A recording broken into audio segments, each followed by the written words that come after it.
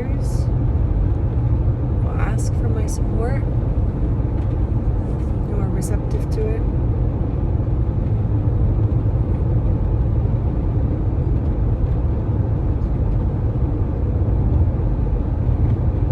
But that's it. They're still responsible for their well-being.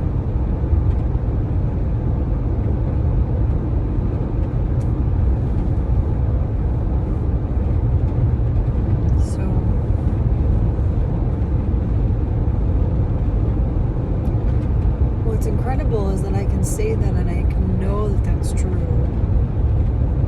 And my behavior does not reflect that. Also, just noting, like, my face has changed. I look different. And I really love how I look. And it's not like an aesthetic or beauty or something. I just look healthier. I look healthier and happier and more peaceful. And that's a beautiful thing to see in someone I love. So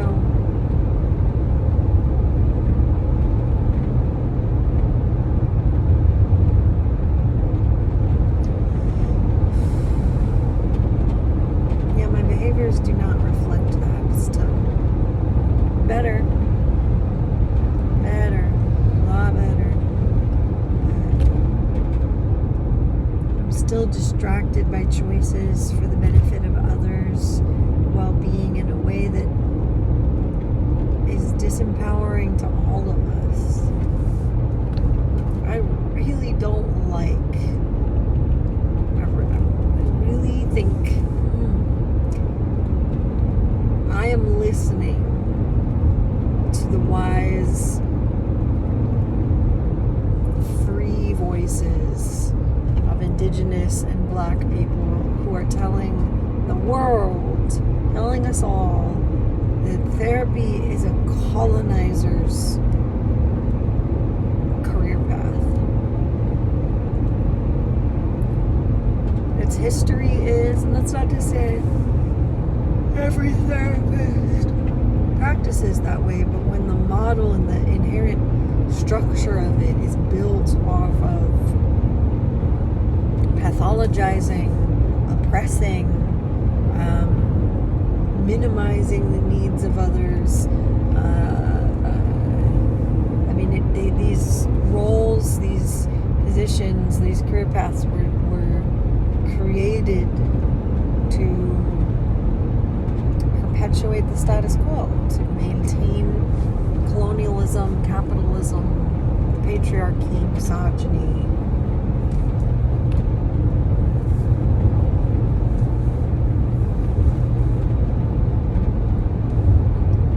White supremacy, racism.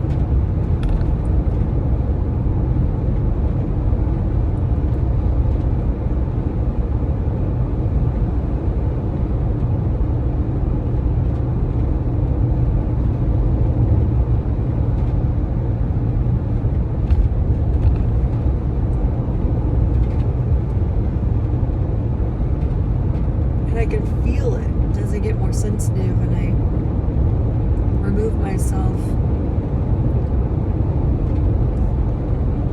from codependent relationships or am let go from codependent relationships and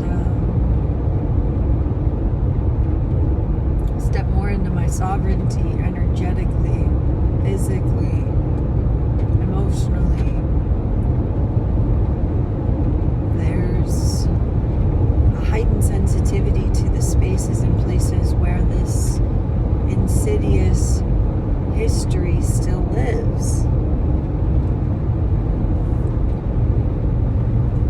Within my own ancestry and in these systems. And I don't know, I'm questioning whether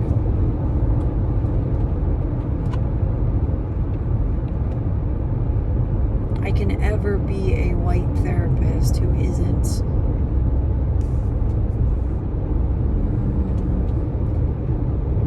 perpetuating these stigmas, because there are certain rules. In certain organizations that I work for, there's only certain things I can say.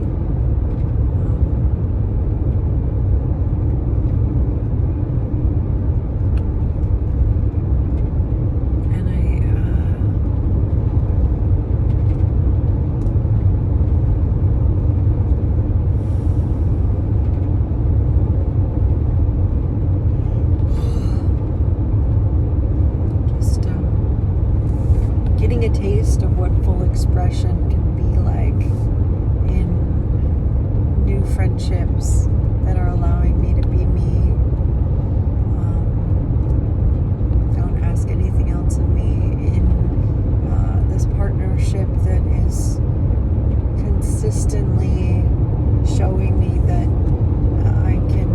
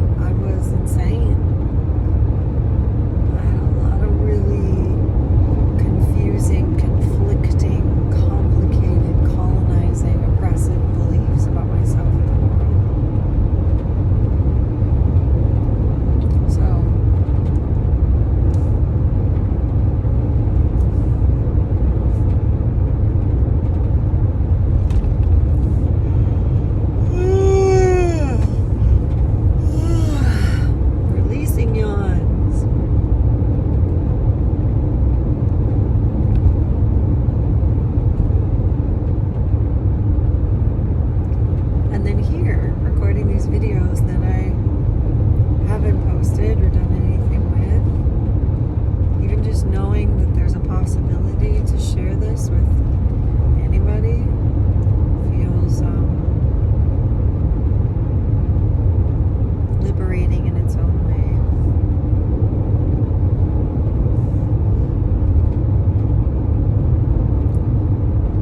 And I think the next step for me is, I feel that the next step for me is to only be in environments and relationships where fullness of expression is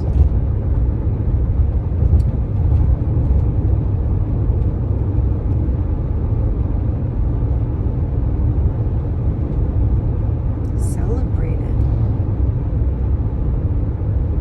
is nourished.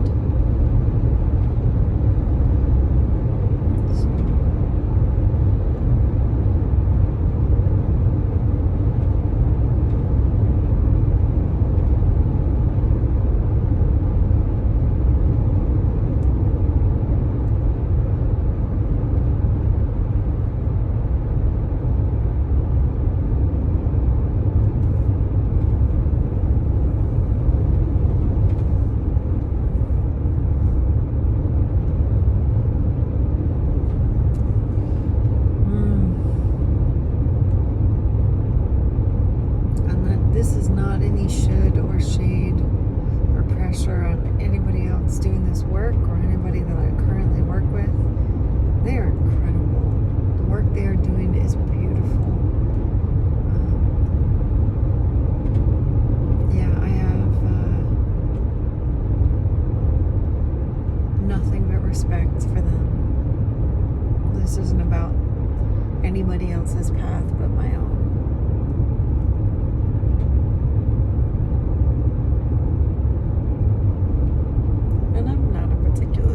Play therapist anyway. I hold good space and I build trust quickly, but I don't know, I get lost in all of the symbology and the metaphors and the analyzing the play.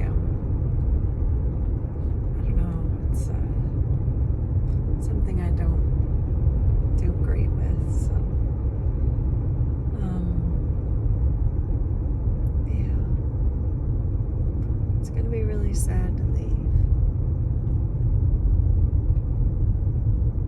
And, I mean, I was a client there when I was a kid.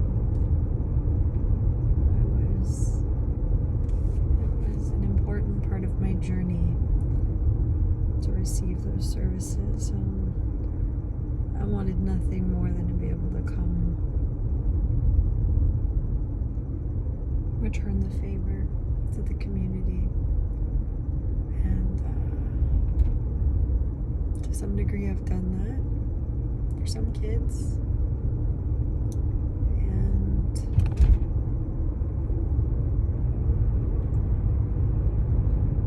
saying goodbye to them is going to be the hardest part. My coworkers and I can still have relationships outside of that space, but the clients and I cannot for 2 years. So, yeah. Anyway.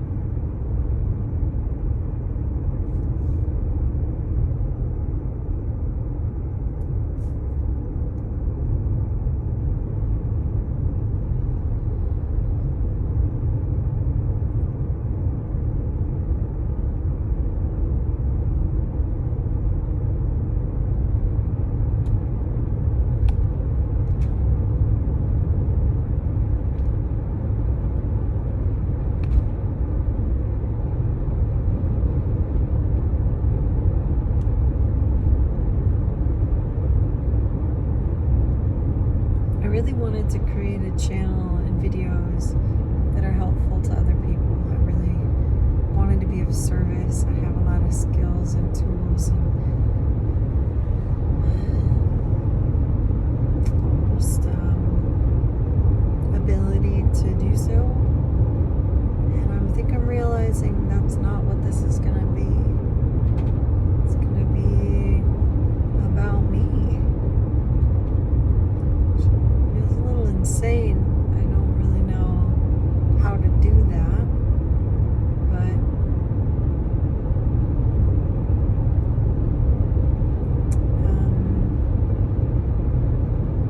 yeah, I think that's what I'm being called to do.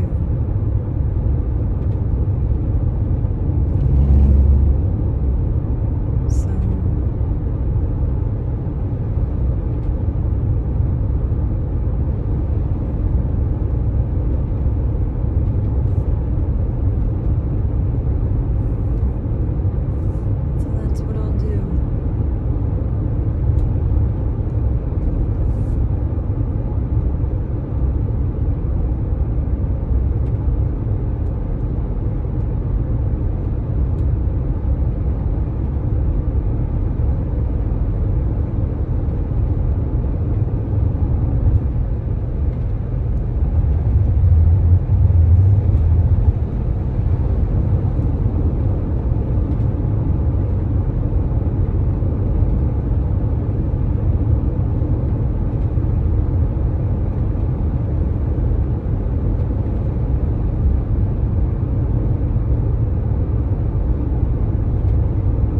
Maybe still some service will leak through to somebody somewhere, somehow.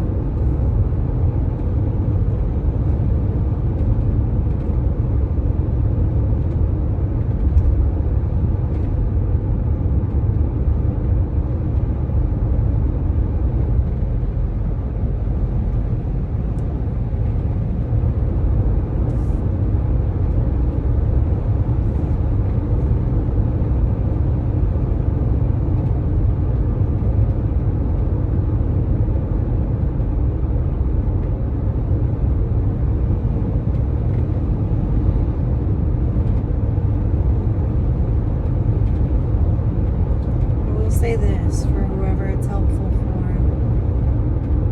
It's a wonderful reminder for myself. This journey, this success from absolute failure, from absolutely destroying my sabotaging my own success in every physical, emotional, and mental way possible that I could find. The journey out of that, it has been inside out. It had to be from the inside out.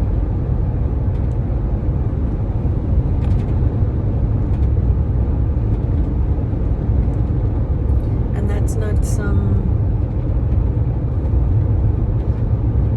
proverb or ethereal, mystical, magical wisdom concept that's some kind of riddle that you've got to figure out.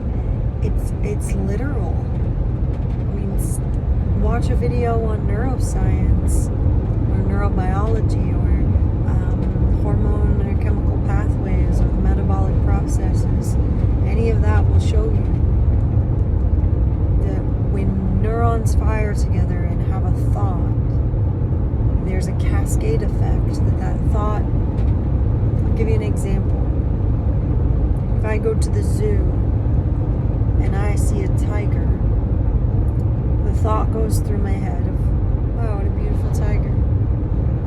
That's what I think. I think tigers are gorgeous. They're absolutely majestic. So I have that thought.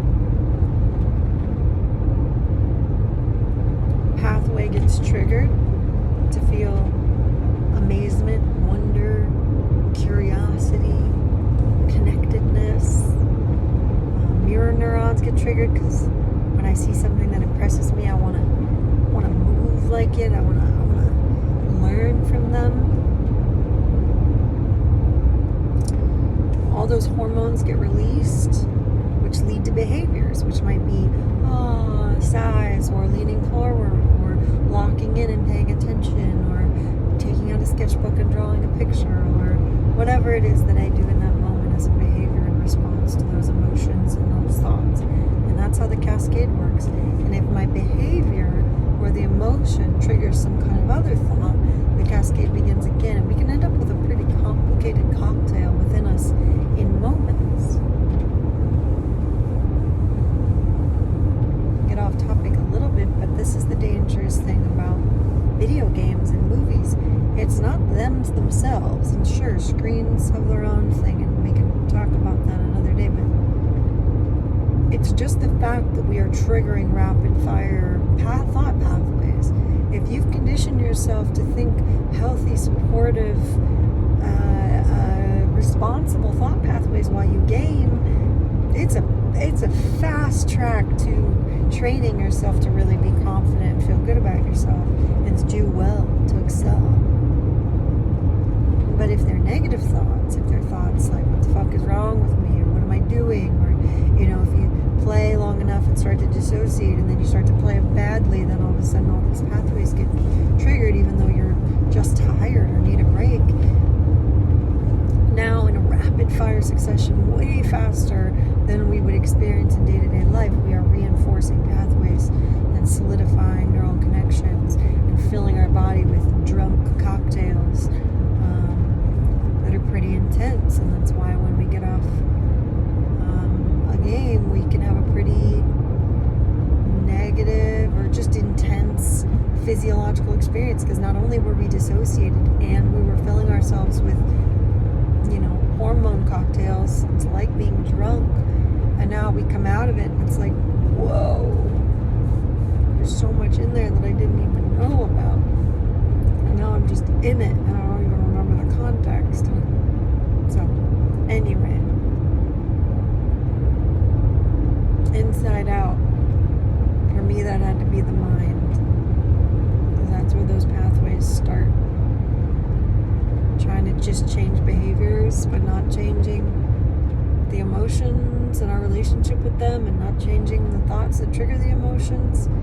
It doesn't last.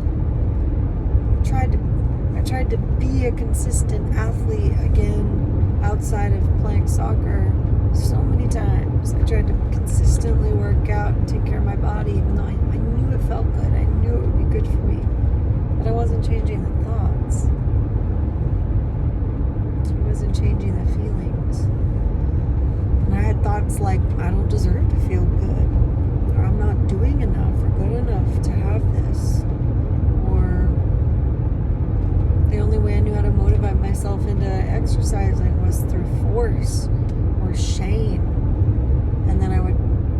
parts of me would feel resentful and hurt by that behavior, and so then they would sabotage or rebel, which, like, hell yeah. So I wouldn't get that done. So yeah, I really can't emphasize enough how that is the way.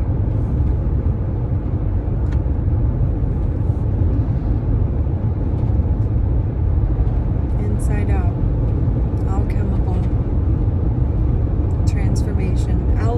transformation occurs only when it is from the root. The baseline structures have to change. And those beliefs, I mean, they're not our fault. Most of those were wired in us automatically or genetically or habitually before we even knew our own street address or how to give consent for certain beliefs or how to understand what they mean fully. So this isn't about blame. It's just an honest reflection of what has worked for me and for my clients. And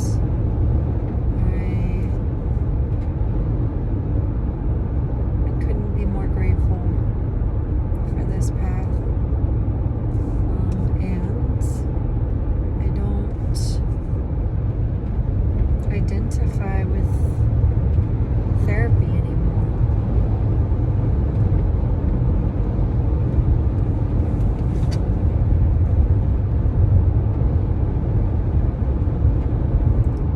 Again, with respect to all of the incredible therapists out there, it's just not for me.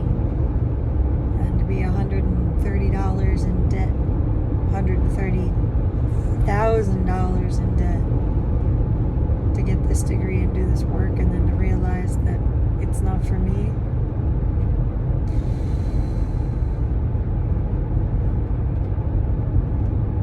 That's okay.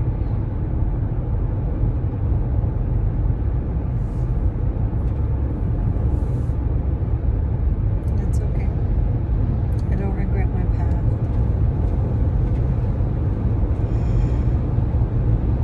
It didn't even really feel like mine. I just knew that I was supposed to look for what I didn't know and to keep doing that.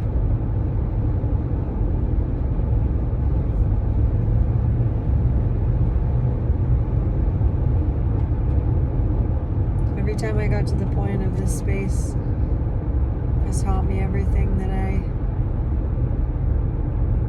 they can. They leave. Hitting that point here as well. And that doesn't mean I won't serve clients or I won't serve individuals or communities. It will just be from a different framework, from a different container. And I feel excited to learn and create what that is going to be.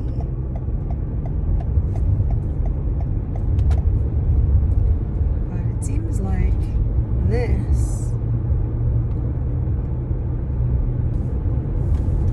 which part of my fullness of expression is my neurodivergent special interests, and that is psychology and neurohacking and labyrinth walking and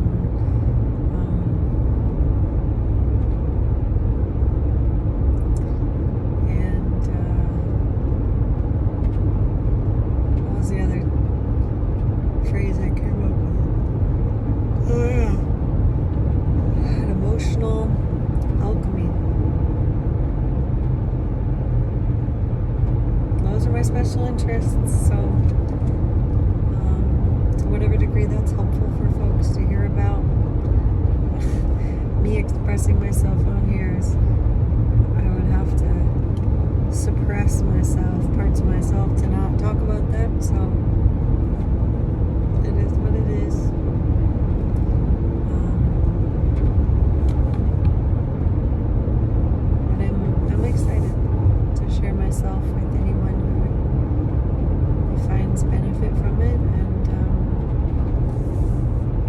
so much benefit from those who've been willing to share themselves with the world and with me. My mentors so far have included Crystal, the Oracle, Z, the Fairy Medicine Woman, and Jadina Patrick.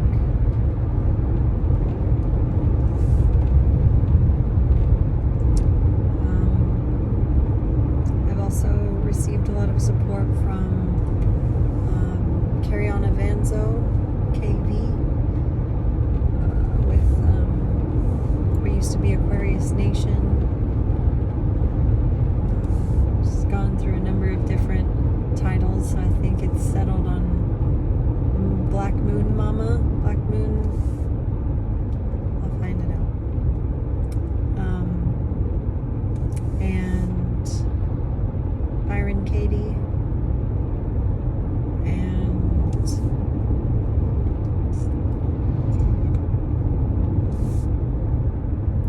Michael Singer.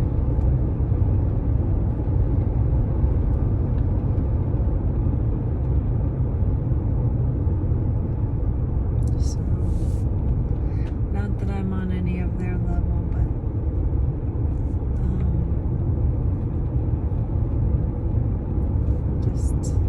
I'm just me.